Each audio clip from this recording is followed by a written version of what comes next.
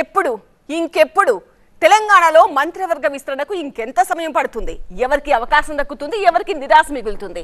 కాంగ్రెస్ పార్టీలోనే కాదు రాష్ట్ర రాజకీయాల్లో కూడా ఇప్పుడు ఇదే హాట్ టాపిక్ గా మారింది.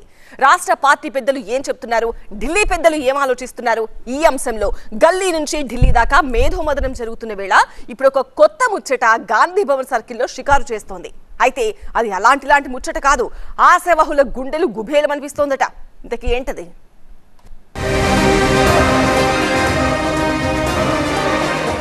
తెలంగాణ మంత్రివర్గ విస్తరణపై ఉత్కంఠ. ఓవైపు బీసీలు, మరోవైపు రెడ్లు. ఎవరికి ఎవరు చెక్ పెడుతున్నారు?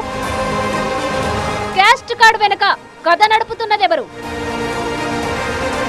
రాష్ట్రంలో కాంగ్రెస్ ప్రభుత్వం ఏర్పడి ఏడాదిన్నర దాటినా పూర్తిస్థాయి మంత్రివర్గాన్ని ఏర్పాటు చేయలేని పరిస్థితులు నెలకొన్న వేళ రాజకీయ వర్గాల్లో ఇప్పుడు ఇలాంటి చర్చ జరుగుతుంది. అభి, చిన్న కన్ఫ్యూజన్. ఫ్లాట్ కొనాలా, సైట్ కొనాలా? కన్ఫ్యూజన్ ఎందుకు? ఒక రియల్ ఎస్టేట్ ఎక్స్పర్ట్ తో మాట్లాడు. ఎలా? బాస్ వాలా బీ ద బాస్.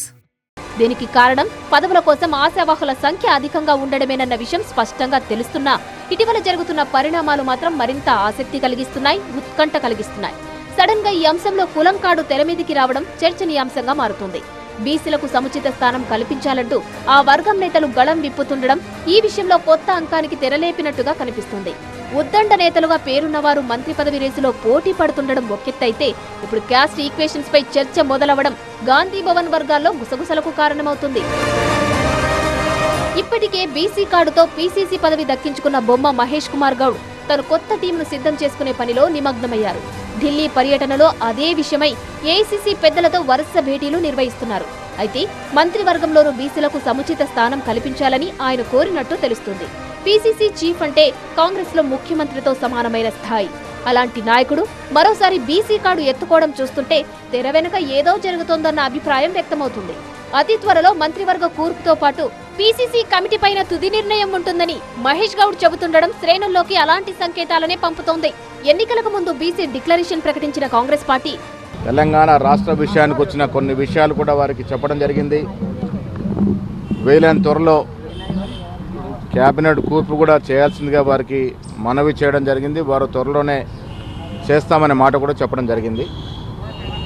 పార్టీ నిర్మాణం గురించి అయిపోద్ది, పీస్ కార్యం కూడా ఇవాళ రేపట్లో అయిపోతుంది. అధికారంలోకి వచ్చాక కులగణన చేపట్టి దేశవ్యాప్తంగా చర్చకు తెరలేపింది.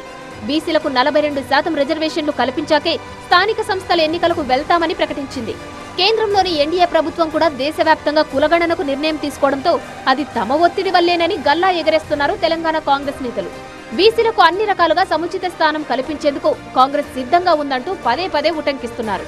దేశవ్యాప్తంగా కూడా జనాభా లెక్కలతో పాటు కులగణన కూడా జరగాలని చెప్పి డిమాండ్కి అనుగుణంగా భారతీయ జనతా పార్టీ దిగవచ్చిన మేము భావిస్తూ జంతర్ మంతర్లు జరిపిన ధర్నాలు కూడా బీజేపీకి అల్టిమేట్ ఇవ్వడం జరిగింది. ఆ వేడి సెగలు భారతీయ జనతా పార్టీకి తగిలి రాహుల్ గాంధీ గారు ఇచ్చిన డిమాండ్ కూడా ఏ రాష్ట్రానికి వెళ్ళిన వారు మాట్లాడుతూ తీరు కూడా చూసి తప్పదని చెప్పి భారతీయ జనతా పార్టీ కూడా కులగణనకు వచ్చిన సందర్భంలో స్వాగతిస్తూ ఈరోజు ఇక్కడ జరిగేటువంటి బీసీ సదస్సులో తెలంగాణలో జరిగినటువంటి కులగణనకు తీరుతెన్నులు చెప్పేటువంటి కార్యక్రమం చేస్తాం. తద్వారా బీసీలకు లబ్ధి చేకూరే విధంగా ముందుకు పోతామని చెప్పి సందర్భంగా తెలియజేస్తా ఉన్నాం. అయితే తెలంగాణలో మంత్రివర్గ కూర్పుపై చర్చలు తుది దశకు చేరుకున్నాయనే ప్రచారం జరుగుతున్న వేళ ఇప్పుడు బీసీ నేతలు గళం ఇప్పడం చూస్తుంటే తెర వెనుక ఏదో జరుగుతోందన్న అభిప్రాయం వ్యక్తమవుతుంది. మంత్రివర్గంలో చోటు కోసం పోటీ పడుతున్న ఆశావాహులకు ఈ పరిస్థితి మింగుడు పడనిదిగా మారినట్టు తెలుస్తుంది. ఎందుకంటే కేబినెట్ లో ఉన్న 6 బెర్తుల కోసం పదుల సంఖ్యలో నేతలు పోటీ పడుతున్నారు. ప్రధానంగా రెడ్డి సామాజిక వర్గం నుంచి నల్గొండ జిల్లాకు చెందిన కోమటిరెడ్డి రాజగోపాల్ రెడ్డి, నిజామాబాద్ జిల్లాకు చెందిన సుదర్శన్ రెడ్డి, రంగారెడ్డి జిల్లాకు చెందిన మల్రెడ్డి రంగారెడ్డి తీవ్ర స్థాయిలో మంత్రి పదవి కోసం ప్రయత్నాలు చేస్తున్నారు. వీరిలో ఒకరు ఇప్పటికే మంత్రి స్థాయిలో ప్రోటోకాల్ పొందుతుండగా మరో 2 పదవి విషయంలో హైకమాండ్ కే అల్టిమేటం ఇచ్చిన పరిస్థితి. పదవి ఇవ్వకపోతే రాజీనామా చేస్తానంటూ మల్రెడ్డి ప్రకటిస్తే తనకు కాక ఇంకెవరికి అంటున్నారు మరో నేత రాజగోపాల్ రెడ్డి. వీరికి తోడు ఎస్సీ ఎస్టీ నేతలు సైతం పదవి కోసం పట్టుబడుతున్న పరిస్థితి ఉంది. మంత్రి పదవి కోసం రెడ్డి వర్గానికి చెందిన నేతల్లో ఏర్పడిన తీవ్ర పోటీ అటు ఢిల్లీ పెద్దలను ఇటు రాష్ట్ర పార్టీ పెద్దలను గందరగోళంలోకి నెట్టేస్తుంది.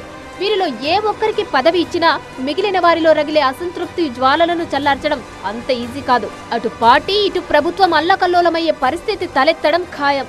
ఇప్పటికే పలు వేదికలపై ఆ నాయకులు మాట్లాడిన మాటలు, చేసిన హెచ్చరికలు అలా ఉన్నాయి. మరి అందుకే ఈ విషయంలో ఆచితూచి అడుగులు వేస్తున్న హైకమాండ్ మంత్రివర్గ విస్తరణ విషయంలో తుది నిర్ణయాన్ని ప్రకటించే సాహసం చేయడం లేదు.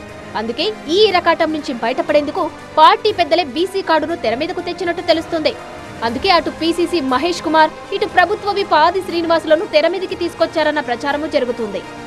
బీసీ నేతల వెనుక ఒక బలమైన అదృశ్య శక్తి ఉందనే ముచ్చట గాంధీ భవన్ వర్గాల్లో ఇప్పుడు బలంగా షికారు చేస్తుంది. బీసీ కార్డుతో ఆశావాహుల మధ్య పోటీకి చెక్ పెట్టొచ్చని ఈ కీలక నేత ఆలోచనగా తెలుస్తుంది. హైకమాండ్ ఆమోదంతోనే ఈ క్యాస్ట్ ఈక్వేషన్స్ ని తెర మీదకు తెచ్చినట్టు స్పష్టమవుతుంది. మంత్రి పదవి విషయంలో పార్టీతో అమీతుమికి సిద్ధమంటున్న రెడ్డి వర్గం నాయకులకు చెక్ పెట్టేందుకు కాంగ్రెస్ అగ్రనేత అమలు చేస్తున్న ఈ కొత్త వ్యూహం ఎంతవరకు సక్సెస్ అవుతుందన్నదే ఇప్పుడు పొలిటికల్ సస్పెన్స్. కాంగ్రెస్ పెద్దలు ఈ వ్యూహాన్ని ఇంకాస్త గట్టిగా ముందుకు తీసుకెళ్తే ఆశావాహుల్లో చాలా మంది సైలెంట్ గా సైడ్ అయిపోవాల్సిందేనన్న మాట పార్టీ వర్గాల్లోనే బలంగా వినిపిస్తుంది.